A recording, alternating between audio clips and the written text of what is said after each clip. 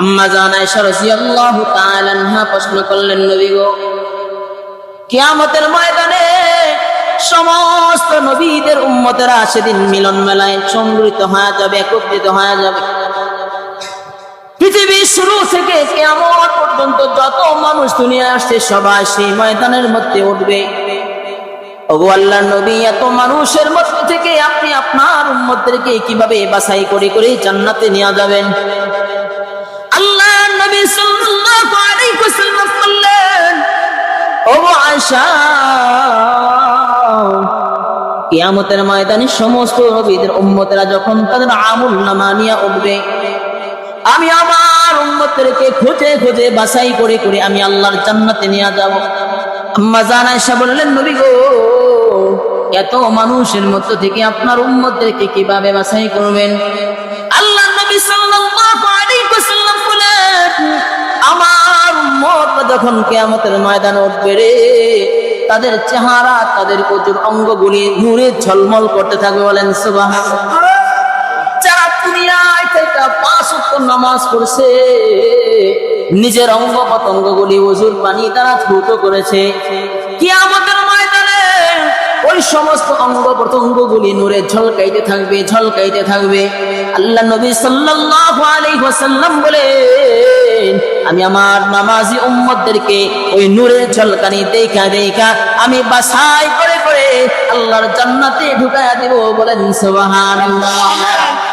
তাহলে ওযু করলে পবিত্র হওয়া যায়, ওযু করলে চেহারার মধ্যে নূর চমকায়। এজন্য যে বান্দা নামাজি, যে বান্দা 5 ওয়াক্ত ওযু করে, 5 ওয়াক্ত নামাজ পড়ে, আল্লাহ তাআলা তার চেহারার মধ্যে নূর দেয়া দেয়। বলেন সুবহানাল্লাহ। আর যে বান্দা গুনাহ করে আল্লাহর কুদরতি কদমে একটা সিজদাও লাগাইতে পারে না, সারা সপ্তাহ যায়, সারা মাস যায়, সারা বছর যায়, আল্লাহর কুদরতি কদমে একটা সিজদা লাগাইতে পারে না, আল্লাহ তাআলা তাদের অন্তরটা এমন পরিমাণে কালো বানায় দেয়, তাদের চেহারাটাও আল্লাহ মলিন বানায় দেয়, তাদের চেহারা থেকে আল্লাহ নূর উঠায় নেয়। যার কারণে নামাজি এবং বেনামাজি দুজনকে দাঁড়াইলে বুঝতে পারবেন সে নামাজ পড়ে আর সে বেনামাজি। কথা বলেন ঠিক কিনা? এই দুজনকে একসাথে দাঁড় করাবেন, আপনি বুঝতে পারবেন কে নামাজ পড়ে আর কে নামাজ পড়ে না। কারণ আল্লাহ তাআলা নামাজির চেহারায় নূর দিয়ে দেয়, আর যে নামাজ পড়ে না তার চেহারাটাকে আল্লাহ তাআলা আযাব, গজব, মুসিবত দিয়া ধ্বংস করে দেয়। বলেন নাউযুবিল্লাহ। এজন্য নামাজ পড়বেন, নামাজ পড়বেন। নামাজ অনেক গুরুত্বপূর্ণ ইবাদত। প্রত্যেক সপ্তাহে নামাজের কথা বলা হয়, কিন্তু আমরা নামাজ পড়ি না। অথচ আমাদের সৌন্দর্য ছিল নামাজের সাথে। কি বলেন ঠিক কিনা? আমাদের আদর্শ হলো নামাজ, আমাদের বৈশিষ্ট্য হলো নামাজ। তুমি আমি জানি না যে নামাজ পড়লে আল্লাহ তাআলা খুশি হয়? আমরা তো জানি নামাজ পড়লে আল্লাহ খুশি হয়।